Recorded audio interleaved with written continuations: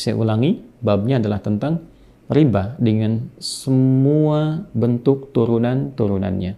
Dengan semua bentuk turunan-turunannya. Kami ingin ingatkan dengan segala kerendahan hati, kita sebagai muslim khususnya mesti hati-hati dengan riba. Saya ulangi, mesti hati-hati dengan riba.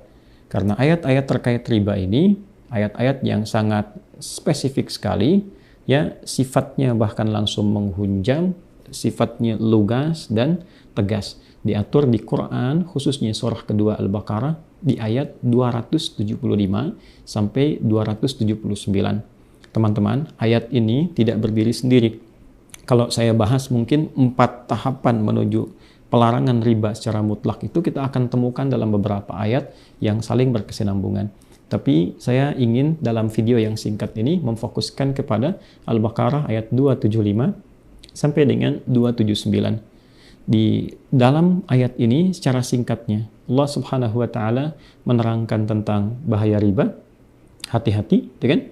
Kemudian yang kedua adalah konsekuensi riba yang nanti bukan hanya merusak kepada pribadi, tapi juga ini penyakit yang bisa menular dan menjalar. Ingat, menular dan menjalar. Tertular kepada orang-orang lain di sekitarannya, menjalar nanti keburukannya kepada sifat-sifat sosial saat kita berinteraksi di lingkungan kita. Mungkin secara skala kecilnya keluarga atau aspek-aspek tetangga dan sebagainya.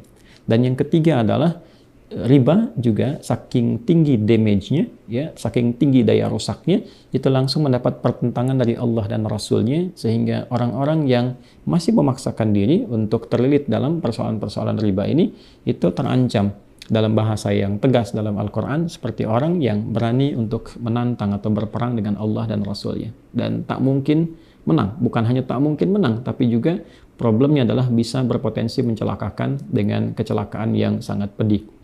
Nah, saya ingin tarik kepada satu contoh kecil saja, ya, bukan aspek-aspek yang lain dulu. Saya ingin ingatkan pada satu hal, pinjol, ingat itu. Saya ulangi, pinjol, pinjaman online, itu termasuk riba. Dan ini ribanya adalah riba paling komprehensif, riba paling kompleks yang memang mencakup semua bagian-bagian unsur riba. Baiknya dari mulai awalnya, dari mulai perjanjiannya, dari mulai penambahan-penambahannya, dan unsur-unsur mafsadat yang merugikannya terekam jelas semua keterangan Al-Quran, itu runut dan runtut semua konsekuensinya ada di situ. Ya, hati-hati betul dari mulai meminjam, walaupun sekarang semakin berkembang, cukup dengan tanda pengenal, cukup dengan jaminan teman-teman, tanpa sadar jaminan teman-teman itu adalah jangkar pertama yang menjalarkan dan menularkan penyakit riba itu. Ketika seseorang menjaminkan temannya, ya, baik sepengetahuan atau tanpa sepengetahuannya, itu terkoneksikan.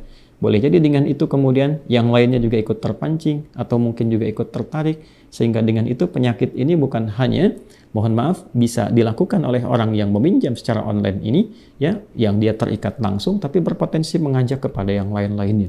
Kan? Yang kedua, konsekuensinya adalah ketika seseorang meminjam dengan skema online ini, itu sudah pasti dia mesti mengembalikan lebih dengan jangka tertentu, dan kadang juga mendapatkan penambahan-penambahan yang di luar nalar, ya, sekali lagi di luar nalar, ketika jedanya tidak terpenuhi, bertambah kembali, dan itu sudah pasti konsekuensi yang diisyaratkan dan disebutkan dengan tegas dalam Al-Quran. Satu, menyulitkan pada diri sendiri peminjamnya.